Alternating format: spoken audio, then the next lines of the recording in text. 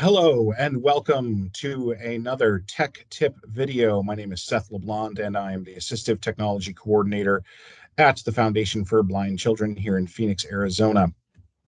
Today, I have a guest with me whom I have known for a long time. He is a one part friend, one part colleague, and one part mentor. And it's hard to carry off all those things with style and grace. But my guest today has done just that. He is coming to us from beautiful Aurora, Colorado. His name is Curtis Chong. And today we are going to talk about what we need to do to prepare for college and beyond from a tech, and in particular, a tech skills background. Good morning, Curtis. Good morning. Glad to be here. Thank you for joining me. I really appreciate it.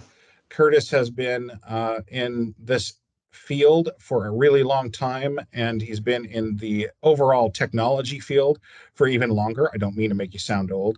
I'm just saying we got the voice of experience with us in this interview. So I really appreciate you joining us and giving us some thoughts about what we need to make sure that our kids can do when they graduate high school and they go to college. I was wondering if you had some thoughts about that along those lines.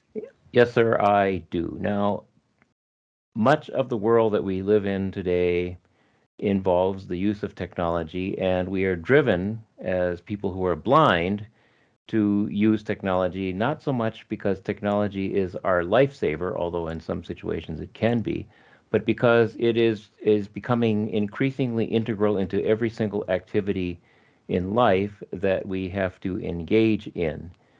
For whatever reason, everything that you do in college, whether you're on campus or off, will require you, as a person who is blind, to use a variety of technologies in order to succeed. So, what are some of those technologies? Well, there is the online learning system. Sometimes it's called Canvas, sometimes it's called Blackboard, and there are other names. And these are systems that are essentially built around using web browsers like Microsoft Edge or Google Chrome or Brave or Firefox or whatever browser you want to use. And so the very first skill that would be essential to have is the ability to confidently and proficiently navigate web pages so that you can concentrate on the information that is on the page as opposed to how do I navigate to this or that button or this or that control. So use of the browser is sort of, I think of as fundamental to doing everything, registering for classes, pulling down course syllabuses, finding ways to communicate with your professor. All of those kinds of things will require you to go online. Now, Can I yes, sir. interject here to say Yeah. this is not like doing a Google search. This No. is not just doing your basic web browsing. This can involve working with some HTML5 and ARIA content and some relatively complex web pages with complex layouts and different menus. And you may find if you're using a screen reader that your screen reader takes you to application modes for part of it. Yep. And it really is uh, like it's part web browsing, but it's another part almost learning how to use these web applets that are part of your learning management system. Exactly. And there's Yeah, nobody there to train you, actually, to be yeah. perfectly honest.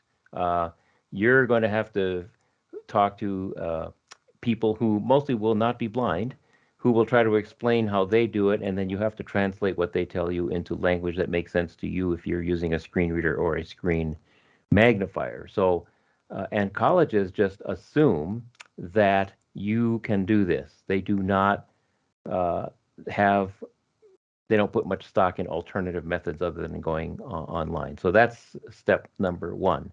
Now, Uh, here at FBC, I do want to mention one other quick thing. yeah, We do have education support services. So you can look at that and say, well, you can get a little bit of support after high school, but the issue is you might not get the support the minute that you need it. So like if you have a project that's due tomorrow in class and you don't know how to browse your learning management system, I mean, it yes, indeed we can maybe provide you some assistance, but it probably can't be instantaneous the moment that you need it. So getting as familiar with that web browsing that you need as possible before you get into the class is absolutely advisable. Even though you can get some services after the fact, you really want to make sure you don't put yourself in a situation where you cannot do your classwork because we haven't had a chance to offer you extended training yet. Yeah, that's exactly right. So the browser is fundamental to everything in terms of what you do on campus. And another thing that's fundamental is what tool are you going to use to produce the papers that you have will be required to write? And I use the term figuratively, of course, because nobody does real papers anymore. So the ability to manipulate a word processor and to produce college papers have this. There's a number of standards that are floating around the country in terms of different kinds of formatting that papers have to do. And so you, as a college student, have to be able to manipulate, for want of anything better, Microsoft Word. I still think it, for a blind person, that's the most sophisticated word processor around. Google Docs is a thing that gets used some, but I personally will say, as a blind person, that I would prefer to write my papers locally on my own computer and then email the document to my professor. Now, so use of a word processor, use of email, with whatever access technology you're using, whether it's speech, screen reader, or whether it's screen magnification, is sort of fundamental to what you do in college, even as a freshman student. Now, uh, the thing is that many colleges now offer what they call remedial courses in how to use some of this software. And I think that it's fair to say that all of those remedial courses make assumptions about a student's ability that revolve around being able to see, being able to point and click with the mouse, and very few, if you're lucky, professors who teach these courses understand that for many of these programs, like for your browser, for your word processor, there are keyboard commands that you can learn to use, which after for many of us who've been doing this for years, we don't even think about what they are. We have to go back and try to remember what does our body remember when we want to do something as basic as underlining a certain portion of text or going to the new page or whatever.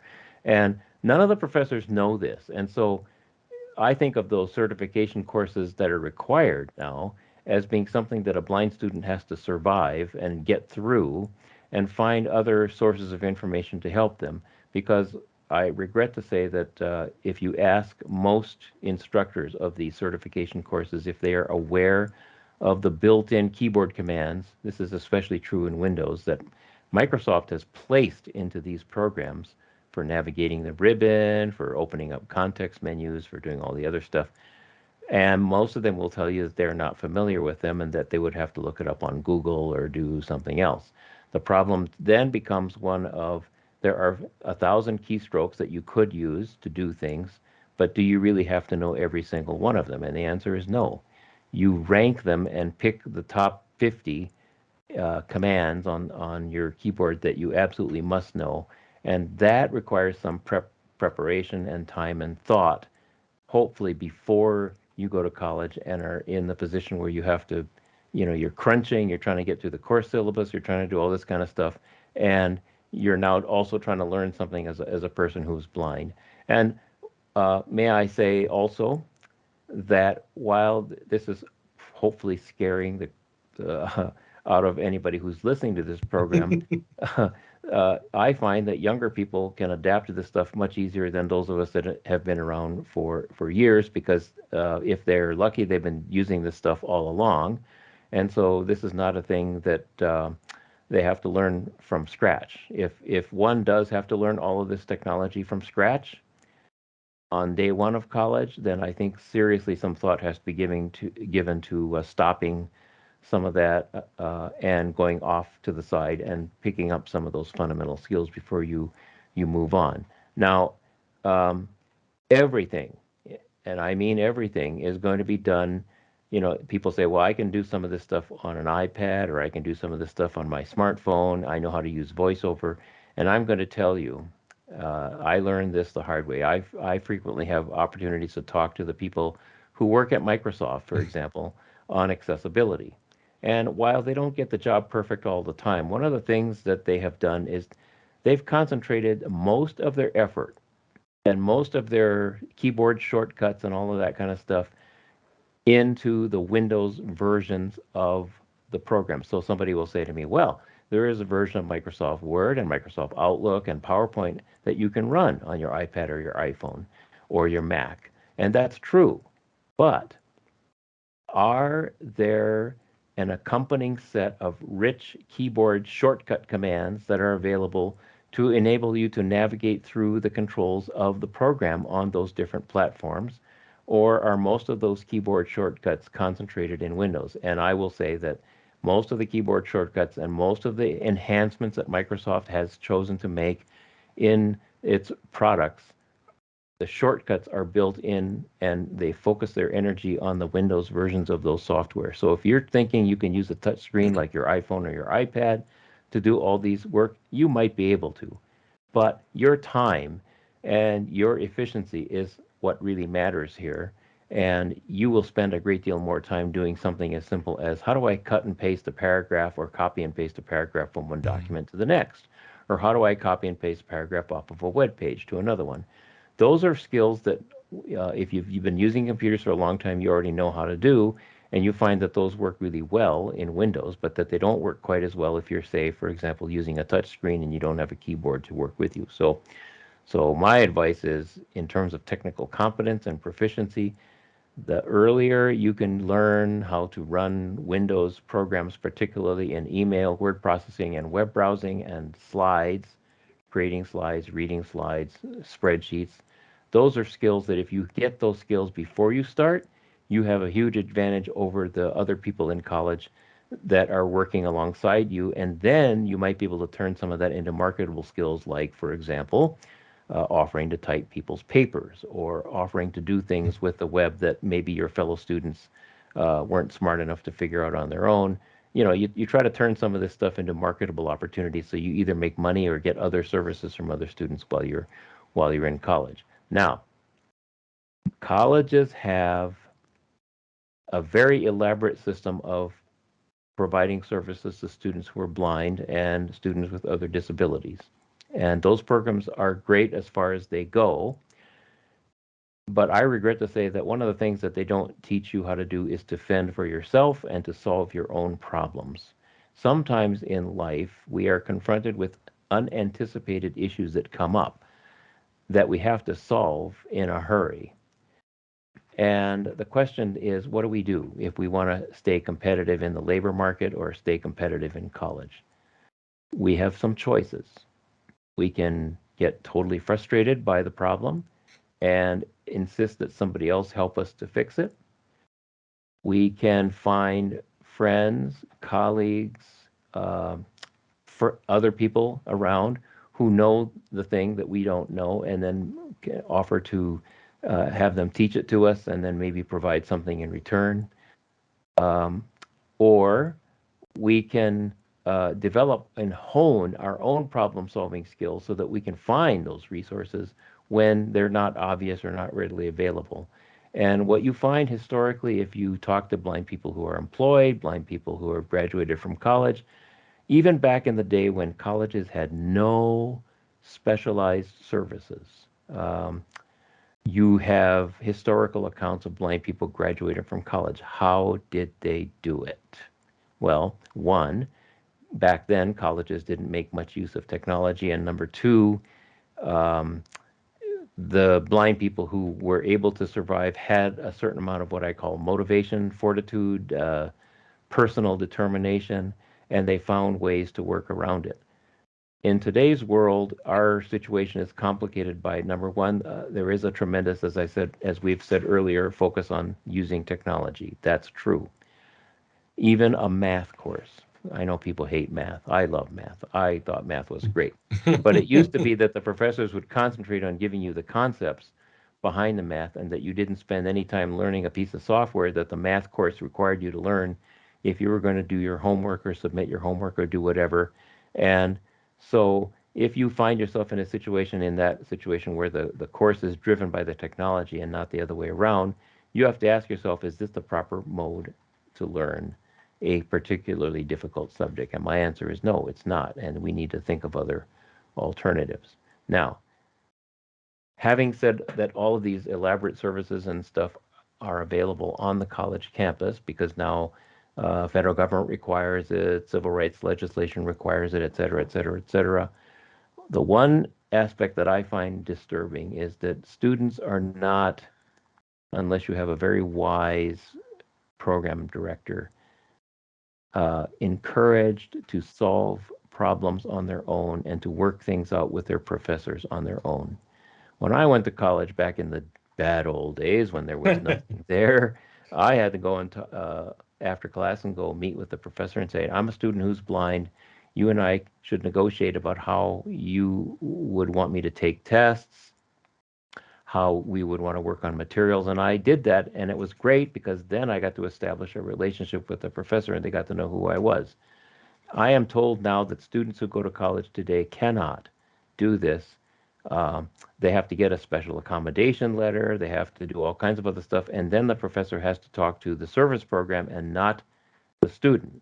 This is particularly aggravating for students who are great at solving problems because the students who are great at solving problems and negotiation are already honing their skills for how to interact with people in the world of work when that nice plum high paying job comes along and they have to figure out how to survive in a world where there are no service programs built into corporations that hire you.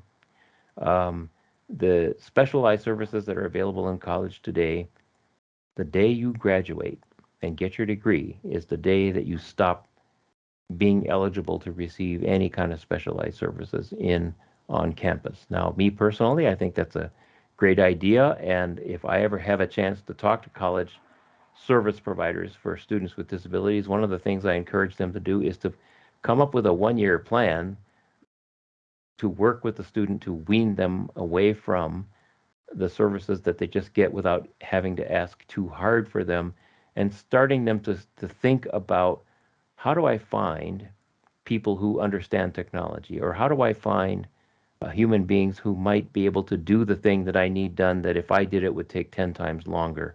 How do I find, for want of a better word, sighted readers? These are, I call them the fully plug compatible biological interfaces to my world. Uh, so, so that if something isn't absolutely working on the computer and I have to have a problem fixed, that I can just have somebody else point and click and look and then read some stuff to me so that I can get through it. How do I do this? Now, when I went to college, I was fortunate enough to have read a handbook that was produced by blind students nationally, where they had all this, like, they had a chapter on how to work with readers, they had a chapter on how to get information from the blackboard, how to negotiate with their professors about alternative ways to take tests, uh, how could you get books transcribed. Nowadays colleges, they take care of all this stuff for the students and they never have to figure any of this stuff out. That's in one sense a very good thing because then you can focus your effort and your thinking on getting a good education. But what it doesn't do is to teach you where to find the information so that if you need something in Braille, for example, at a company, or if you need something enlarged in print at a company that you're working at and you're working under a 2 week deadline that you have to get done in a hurry, where do you go to get that done? Or what mechanisms do you use to do this? And I'm sorry to say that there's a certain amount of misplaced pessimism and reluctance about asking for help from other people. And, the definition of independence used to be that I did everything on my own, period. I didn't ask for help from anybody, and anybody who offered to get help would be I'd chop their head off. Right. Now, to me, the definition of independence is not that I do everything on my own, but that I maintain control over how I get the help, where I get the help, and how much of that help is actually something that I'm in charge of so that I can determine how much of the help I get and how little the help I get and how the help is provided. That to Mhm. me is a better measure of independence. I've had people for, the opposite side of this is you hire a reader and you say to the reader, now what should I read next? Right. They don't That puts know. the They don't reader, yeah, know. they don't know. Right. They don't know. And Yeah. they're not taking your courses. And so they have no idea which book you have to read first or which thing you have to do next. You're the one that's supposed to know that stuff. And so people who turn those controls over to the people who work with them are the ones who are not as independent as the ones who say, okay, today we're going to do physics for 2 hours. And then after that, we're going to go do economics because those are the top two courses that I need to get stuff done before Friday. You see, so the key ingredient here is that you're in charge of it, that you're managing it, and that you're prioritizing all the tasks that have to get done. And this does not, I emphasize, not mean that you don't enhance your skill and your comfort level with using a variety of technologies today. Number one, to me, it's like texting, using a smartphone is the beginning. If you really need to be able to do this, because guess what? All your sighted classmates text. All your sighted classmates have smartphones. All your sighted classmates can look stuff up, uh, even while you're sitting at a restaurant to say, well, when was George Washington born? Who can get to that answer faster? So you, as a blind person, have to be able to do that with your smartphone. But that's only the beginning. Then you have to be able to say, okay, so I have 10 papers I have to write in the next 3 days. So I need to have a like a laptop or something that enables me to write those papers. Uh, and if you have been using a computer since, like, let's say middle school or high school, middle school is better, I think. And if Mhm. you've gotten comfortable with doing things like putting together basic PowerPoint presentations and then having somebody else look at it to make sure it looks pretty and all that kind of stuff before you graduate from high school, you're in a great position Mhm. to survive when you're in college. I Um, agree. I absolutely agree. We could Curtis and I can we can talk about this literally like the rest of the day because there's a lot that goes into this, right? I mean, the bottom line for, for students is there's tons of tools out there that are adaptive tools, right? And just because we've said it's really important to work in Windows, it doesn't mean that it's not also important to learn how to use iOS or Android or something like that. Those things are important too. But if you want to be successful at college, the number one thing that you need is to be able to use a Windows computer and the programs like Word and PowerPoint and Excel and a web browser that are going to sort of be requirements for school. Whether you're using those with JAWS or Fusion or Zoom text, it doesn't matter. Those right. are means to an end. Yep. Learning JAWS is not an end unto itself. I've had Nobody people wants say to to learn, me, "I'm good at word processing. I'm good at whatever." And I'll say to them, "But employers expect everybody to be good at word processing. They expect everybody to be able to right? look at a spreadsheet. What do you have that helps you qualify for the job? Because Exactly. these are fundamental. Like everybody has to know how to do them. Um, not just, that's not a skill that's going to get you into the door of So yeah, if you're in high school, you're in middle school, you're a teacher or a parent, um, this is our advice, right? Like, I mean, you're going to be offered a braille display, which is, by the way, an incredibly helpful tool. You have access to that. I use a braille display almost every day in my job, and you're going to have access to tablets and smartphones and all these things. All of these things are wonderful tools, but they are not necessarily the tools that you will need for college and beyond. What you got to get that laptop and you got to get those Windows skills, and you have to be comfortable with whichever piece of assistive technology you're going to use to make those programs and operating systems accessible to you before you hit college. We have had a number of people come to me as the assistive technology coordinator and say, I graduated high school and I'm starting college tomorrow. And I I realize now I feel like I'm gonna be struggling because for the last 4 years, all I used was an iPad and a Braille note. If all you used in high school was an iPad and a Braille note, you're not ready for college. Yeah, Period. that's absolutely true. Now, So, I mean, while those are helpful tools, there's nothing wrong with a Braille note, nothing wrong with an iPad, but they are not exactly the tools that you need in order to be competitive in college, and particularly in the professional environments that you expect to be in after college. so for those of you who are teachers and parents, you think to yourself, where is all this knowledge going to come from?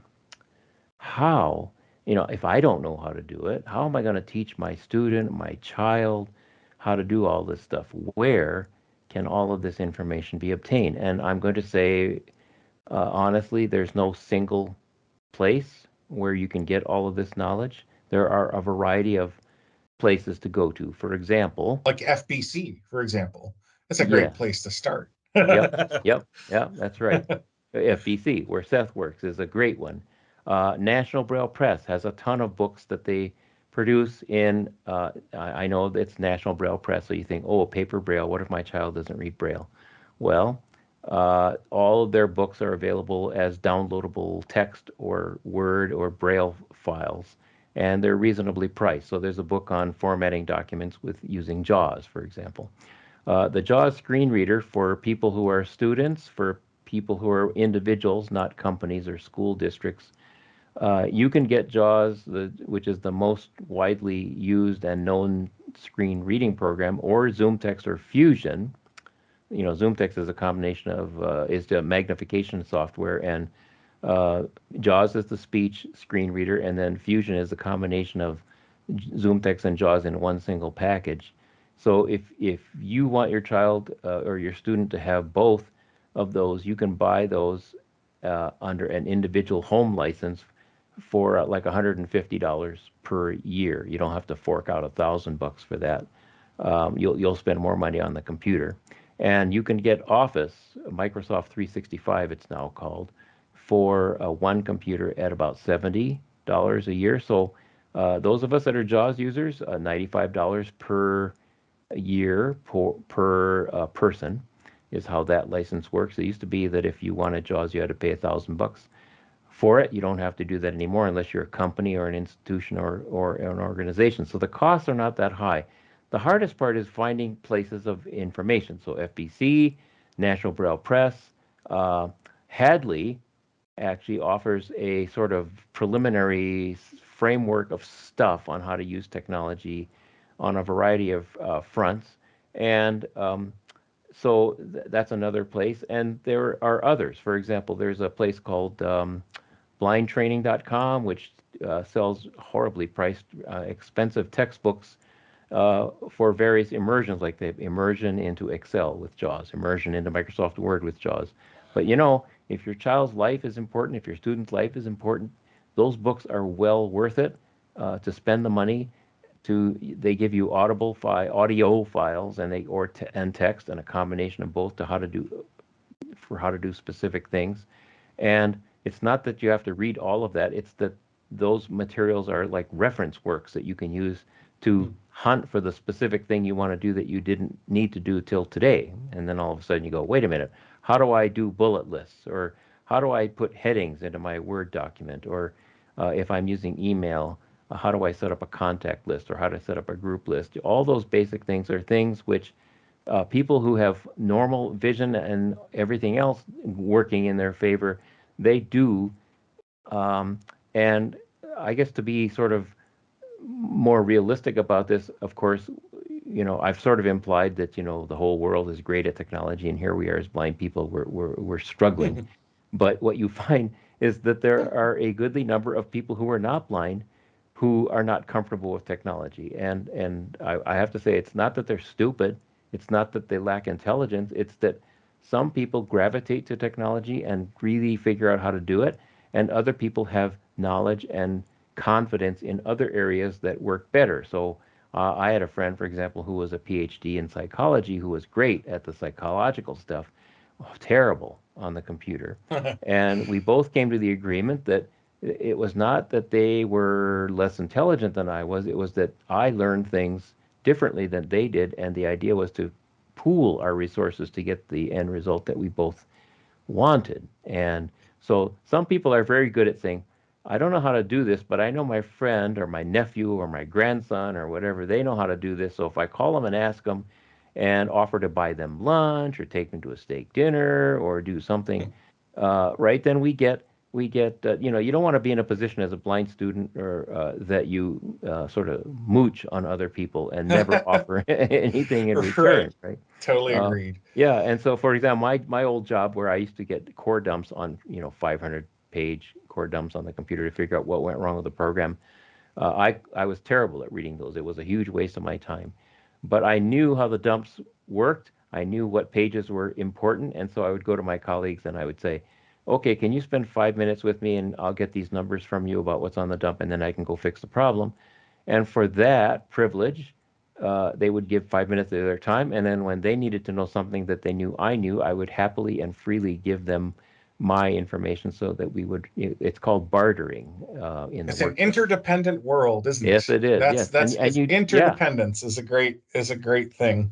So, for example, if a blind person's great at typing or writing papers, and they can sling the language stuff around better than the rest of their dorm roommates or whatever, they could offer that as a skill. And then for that, maybe the roommate will drive them somewhere, or maybe the Right. roommate will read something to them. So it's all about, recognizing that not everybody is identical. We're not all the same. And each of us has our strengths. Each of us has things that we don't do as well. And the trick is to balance it off so that if I don't know how to do something, I can ask you, and if you don't know how to do something, you can ask me, and then we all work it out, and everybody gets something that makes them happy, a win-win type of situation. That sounds perfect to Yep. me. So, bottom line is get those tech skills, get them as great as you can get them. You need some self advocacy. You got to learn those skills and actually exercise them and use them. And just like anything else, any skill that you learn and you never use, you will forget. That goes for advocacy as well. And then use that networking, use the people you know. We know this has been a bit longer than our normal tech tip videos, but this is really important stuff. And we want to make sure that we are thorough about it. We can't just hop on and for 5 minutes say, well, learn your computer and learn web browsing and you'll be good to go. There's a lot that you want to make sure that you have in place before you get to college. And the more of it you have in place, the more successful you are going to be in that environment. Curtis, I really Absolutely. appreciate you joining me. I appreciate you taking the time out and talking to us today and having this discussion. I think is great. And I hope you have a great rest of your day. And Hope you do the we'll same, sir. Thank you for catch up asking me again on the soon. program. I was glad to have been But here. thank you so much. And we hope this tech tip has been helpful for all of you. And we'll see you back again soon for another one.